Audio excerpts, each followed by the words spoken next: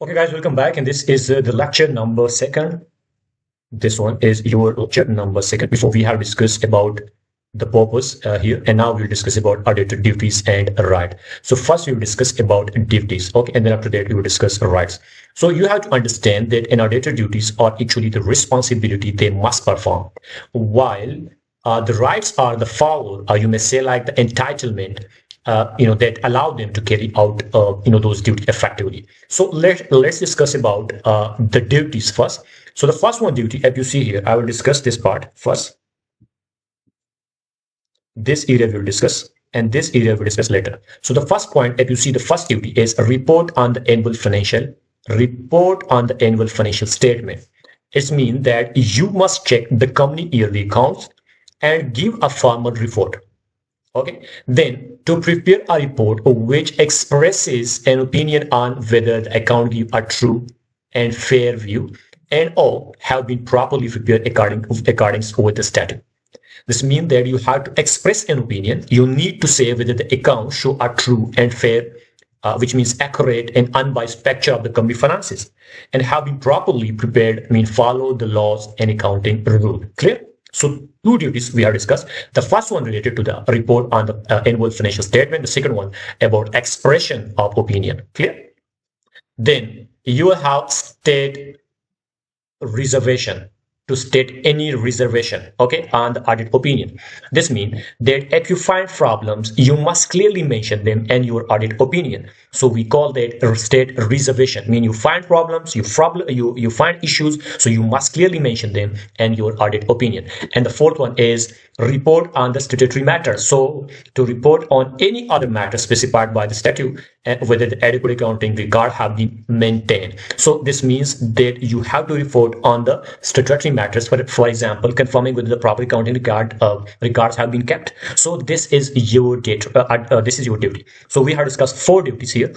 The first one we have discussed was annual report on annual financial statement. The second one we have discussed express an opinion. The third one we have discussed state reservation, and the fourth one report on the statutory matter. This means that you as an auditor are not just a checker, you are a watchdog. You need to ensure that the financial statements are reliable, and if they are not, you must raise your voice to your audit report. For example, let me give you an example. For example, let's say you are auditing a company. This is a company here. This is XYZ company, and you are auditing this XYZ company. They show a huge profit. Let's say they show a huge profit. So you discover they haven't recorded some expenses. If they haven't recorded expenses, then definitely the profit will be huge. So your duty is to say these accounts don't give a true and a fair view, and that is how you protect shareholder and the public. Clear? So this is the duties. These are the duties you have to perform. So you have to understand. Most of the student, there's some common mistakes students make, that thinking auditor prepare the accounts. They don't. You have to understand this. That auditor don't prepare accounts. They only check and report. They only check and reports. So the preparation is not the duty of auditor. Second thing, forgetting that auditor must report not just on fairness but also on compliance with the law and statute. And the third thing you have to understand, because these are the common mistakes, most of the student make these mistakes, and assuming that auditor can stay silent if they find issue. And you don't have to be silent. You don't have to, if you are assuming that, okay, auditor will be silent in this issue, because we have already clearly, this is the responsibility to report on other matters specified by the statute. Okay, so you have not to be silent. And if assuming that auditor can stay silent if they find issue, they must disclose the reservation. They must disclose this to state any reservation. This is the duty. Okay, so we have discussed the fourth duty, and I have also discussed the thing that in real audit, many companies try to hide weakness in records. So examiners expect you to know that auditor must dig deeper and not just rely on management words. Your duty is to be independent and skeptical. We will discuss the concept of professional skepticism, independence. Because if we are discussing the ethics, then there you will have the concept of independence. There you will have the professional skepticism. Okay, now let's talk about the rights, because we have already discussed the duty. Now we have some rights as an auditor. We have some auditor rights or the legal power given to you, and so you can properly perform your duty. If you have the power, then definitely you will perform your duty effectively. So without these rights, your duty would be impossible to discharge. The first one is access to record. Access access to record. This means that you have access to all the time to the company accounting records, accounts and voucher. This means that you can inspect the company books, voucher and accounts at any time. Okay, then another rights you have as an auditor is that demand information, mean to require from the company officers such as information explanation is considered necessary for the performance of their duty. So this means that demand information means that you can require explanation from the company officer whenever needed. And then the last, to receive notice of and attend general meeting of a company. This means attend general meeting. We call that AGM. AGM. This means you have the right to be present, receive notice, and speak on matter concerning your audit work. So you as an auditor must not be blocked from evidence. The first one, access to record. The second one, if management refuse access, you cannot give a clean opinion. Definitely, if you don't have access to the record, then how you will check? So if the management refuses access to those records, you cannot give a clean opinion. Your opinion will not be clean, and your rights are your shield. They ensure you you can do your job and defend it. Clear?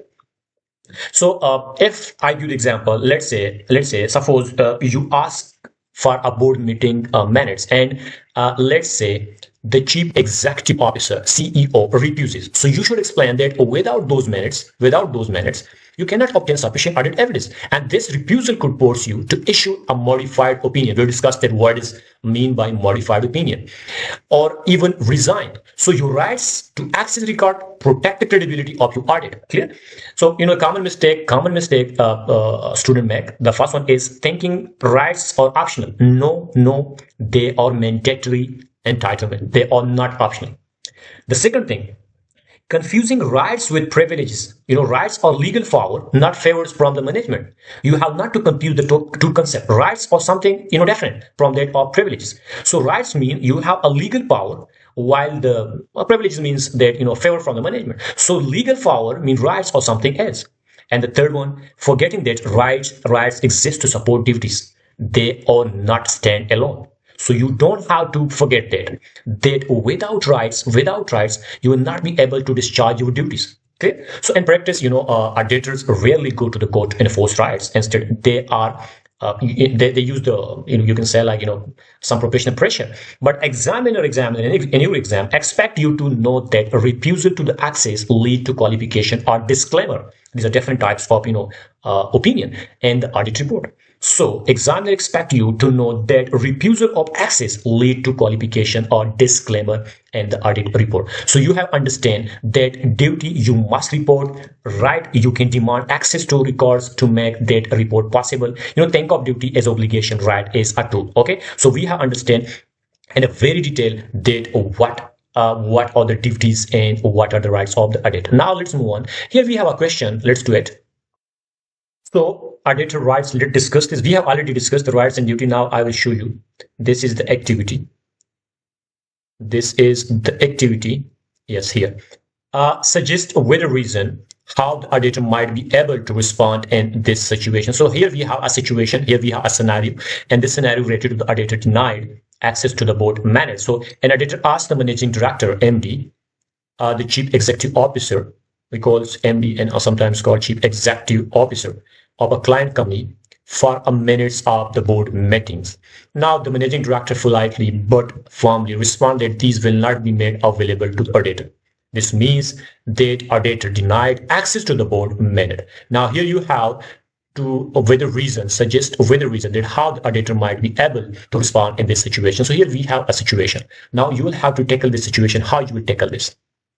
So that board minutes are the official record of the directors. You have to understand board minutes or the official records of the director. Director decision mean they just sitting in the meeting, they're discussing the issue, they're discussing the agenda, and after that they have some minutes of that board meeting. The minutes are actually the decision that what have happened in the meetings. So board minutes are official records of the director decision. Now for you as an auditor, they are a source of audit evidence. You have to use that these minutes. These minutes are actually your source of evidence. So if you cannot see them, your audit opinion may be compromised. So what you will have to do, you have to give a suggestion where the reason, because you have to consider yourself as an auditor, and now you have to respond according to this scenario, according to this situation, and you have to suggest that how you tackle the situation, and you also mention the reason. So the first thing you have to know, what will be your response strategy here. So first you will have to pursue, you will have some, you should politely explain to the managing director that refusal will affect your ability to give a clean opinion. So first thing what you will do, you have to pursue politely, you have to politely explain this MD, this guy, about what? About that refusal can affect the report. Okay. Then explain implication. Tell them that, okay, without access, you may have to issue a qualified or disclaimer opinion. Now, first what you do, first you have just did up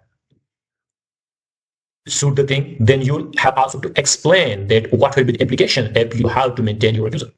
You have to tell them that, without access, you may have to issue a qualified or disclaimer opinion. Disclaimer opinion. And the third, no ports or courts. So you cannot force entry or apply to court. Auditor rely on cooperation. You have to understand this also. So this means the third point you will have that no force or courts. But what you have to understand that auditors rely on cooperation. Cooperation with whom? With management. So as still refuse, you either I think if he is stubborn and is still refuse and don't give you the board minutes. So what you will do, proceed with audit, okay, fine, but modified your opinion due to insufficient evidence, okay? You have to proceed with audit, but modified your opinion due to insufficient evidence. Or the other option you will have, you have to resign, you have to withdraw from the engagement. So what you have to understand here, that wait a minute, let me remove this. I will just read the answer, that how you understand, how you will take a situation like this. Clear? Now here, if you see, this is the model answer is given in the FCCA hub. So auditor has the right to read the minutes of the board minute because yes, auditor has the right to read the minutes of the board minute, but would never seek to access them by force. Will never never seek to access them by force. Now would the auditor apply to the court for access? And first instance, the auditor would seek to pursue the managing director, allow access by explaining the implication of the refusal. Then minutes of board meetings are a source of audit evidence. Decision to open a bank account or pay dividend must be passed by the board resolution. Inability to obtain sufficient audit evidence will therefore implication for the audit opinion. And we'll discuss that you will have to issue the qualified opinion, or you may say like disclaimer. And these are different types of opinion. Clear? Then hopefully the managing director will pursue this since the director would want to clean audit opinion. If not, the auditor might either proceed with the audit and modify the opinions necessary or resign or withdraw. So to prevent the situation, as an auditor should only accept an appointment where the precondition of the audit are satisfied. And we have discussed the precondition in the 2.1 in chapter number 3. Clear? So this means that you as an auditor must protect your independence. Clear? If management blocks you, you cannot pretend everything is fine. You must act professionally and show examiners that you understand the consequences. Clear? So you will have a situation and you will have to tackle that. For example, let's say, suppose the board approved a dividend, but you are denied access to minutes. So without evidence, you cannot confirm whether the dividend was legally authorized. Your report must reflect this limitation. And common mistake student makes that thinking auditor can force access. They cannot. Forgetting that refusal of evidence leads to a modified opinion. You have to understand this. And the third one is ignoring the report is a precondition for the auditor before accepting an engagement. So we have discussed that in practice, most directors will cooperate because they want a clean audit opinion. And examiners definitely expect you to show awareness that a refusal is equal to risk of modified opinion or resignation. So we have discussed the duties and rights, and we have also discussed the scenario where the managing director of the client company for the deny for the providing that minutes of the board meeting, and we have discussed that how you will tackle that. And the next lecture we will discuss about international standard on auditing. Clear?